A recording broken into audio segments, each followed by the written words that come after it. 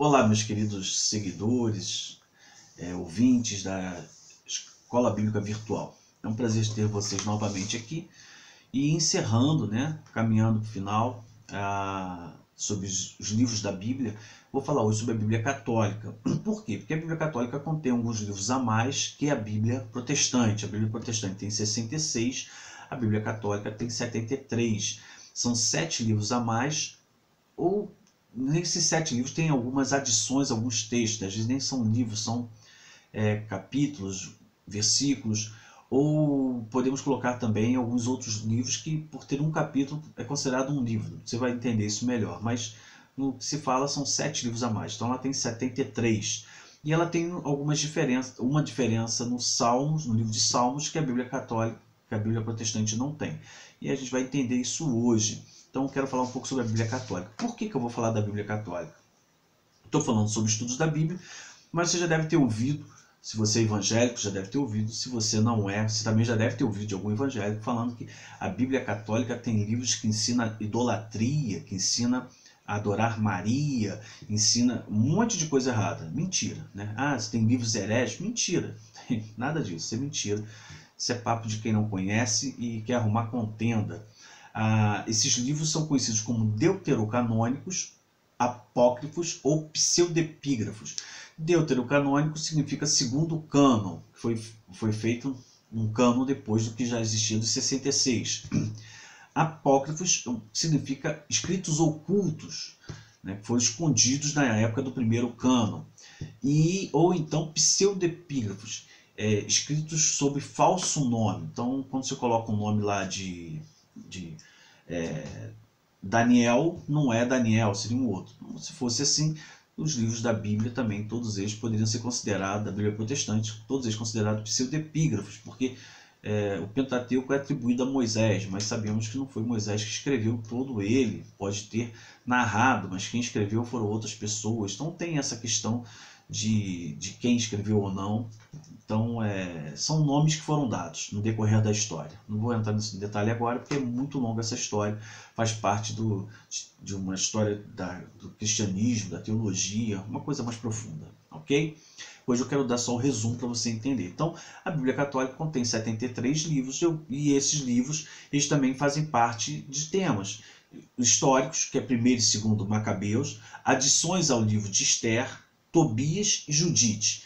Tem os livros poéticos, que é a Sabedoria de Salomão e Eclesiástico, e tem os proféticos, Baruque e o Baruque 5, que é a Carta de Jeremias, e adições ao livro de Daniel, que também são conhecidos como Cântico de Azarias, Susana e Bel e o Dragão.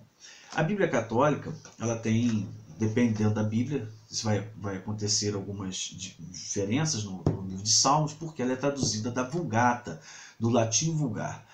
E algumas são traduzidas da Septuaginta, do grego comum. Então, no Salmo vai ter uma divisão nos versículos. Então você vai ver lá Salmo 10, 11, entre parênteses 10, porque numa Bíblia ele é o número 10, na outra ele é o número 11, só apenas a divisão de versículos, que aí teve alguns capítulos que foram colocados em outras divisões. Não há uma regra para isso, por isso que ficou dessa forma.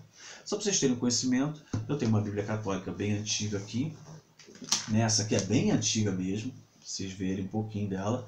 Ela tem, eu marquei aqui, algumas figuras, e essa aqui ela é tão antiga que ela vai ter os Paralipômenos, que seria o livro de crônicas.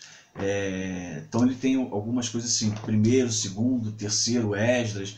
Então são livros antigos. Ela é uma Bíblia bem antiga, bem interessante, E para você compreender, agora já é uma Bíblia mais recente, uma Bíblia boa para estudo, uma das melhores que tem, Bíblia de Jerusalém. Adições ao livro de Esther, para você entender, as adições elas vêm com escrita em itálico. Quando vai trabalhar o livro, ela vem no início, então você vai saber que ela vem com escrita em itálico. E aí começa lá capítulo 1, deixa eu achar aqui, capítulo 1, vai ter versículo 1a, e é escrita em itálico, para você poder ver de uma forma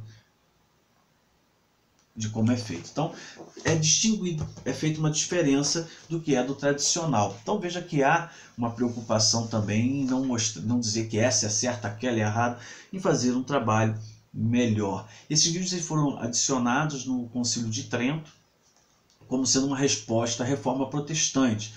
É uma questão histórica, a Reforma Protestante ela vem para romper com a questão do catolicismo na época onde só os padres tinham a interpretação da Bíblia. O povo não podia ler a Bíblia e estudar como a gente está fazendo aqui agora. E aí Lutero vê alguns problemas, tem as suas 95 teses, rompe, Melanchthon também rompe, e aí começa uma contenda, e aí a Igreja Católica começa os concílios, e o Concílio de Trento, em 1540, por aí, século XVI, ela vai começar, no Concílio de Trento, ela reafirma esses livros, que já desde o primeiro século depois de Cristo, alguns dizem que é o segundo século depois de Cristo, já existiam esses livros fazendo parte da cultura. Talvez nem livros, mas as histórias. São livros interessantes para você conhecer a cultura judaica, o pensamento no primeiro século que Cristo estava.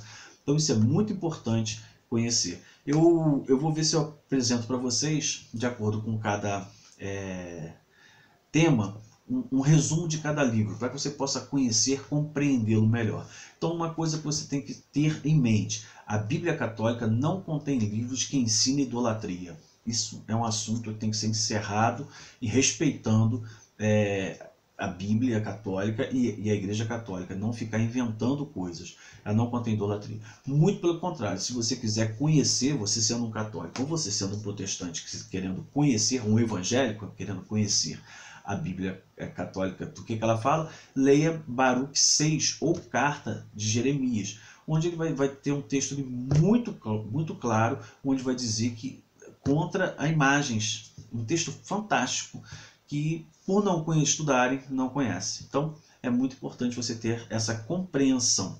Então, que você possa entender essas diferenças e possa entender que cada Bíblia apresenta hoje uma versão diferente. A Bíblia Católica que ainda mantém o seu padrão, mas as Bíblias evangélicas versão diferente, nova versão, versões internacionais, com a versão com tradução de não sei quem. E nem sempre a tradução ela se mantém fiel ao texto hebraico, aramaico ou grego.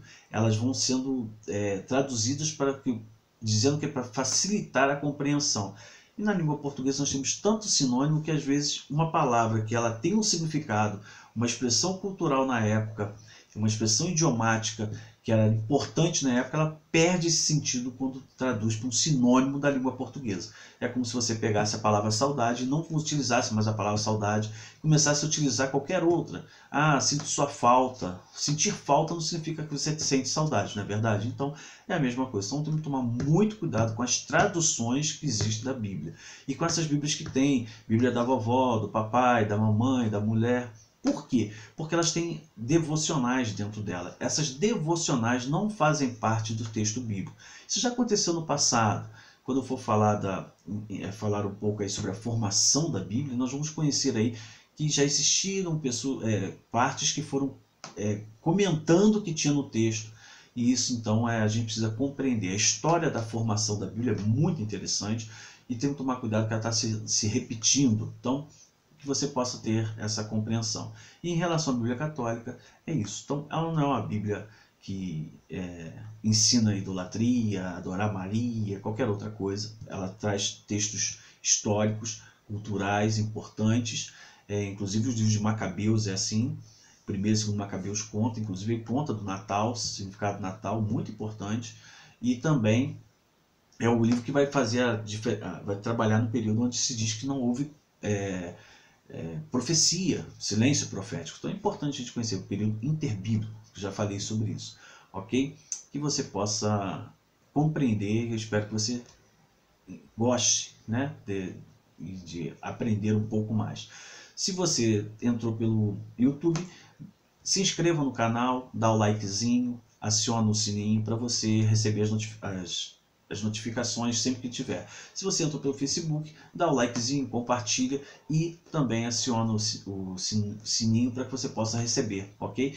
Ajude a divulgar para que as pessoas possam conhecer mais. E vamos ter mais agora para frente, vou falar dos livros, um resumo dos livros da Bíblia Católica, dos livros apócrifos, os livros ocultos ou deuterocanônicos, o segundo cânon que foi feito, ok? Um abraço e até o próximo.